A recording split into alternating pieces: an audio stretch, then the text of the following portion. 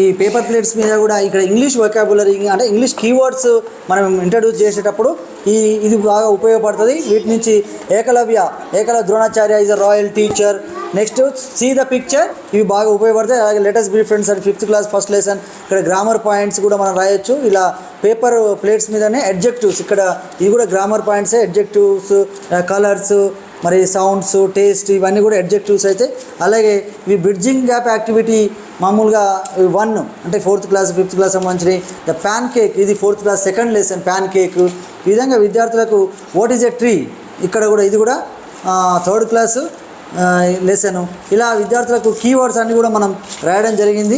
The pan cake, ఇట్లా చిన్న paper plates, పెద్ద పేపర్ ప్లేట్స్, ఇవి ప్రొనౌన్స్, ఇవి విద్యార్థులకు కీవర్డ్స్ రాయడానికి. ఈ కీవర్డ్స్ తోటి మనం విద్యార్థులను సెంటెన్స్ తయారు చేయమనడం, పాఠ్యాంశం మొత్తాన్ని కూడా తన సొంత మాటల్లో చెప్పమనడం అని చేయొచ్చు. ఓకే.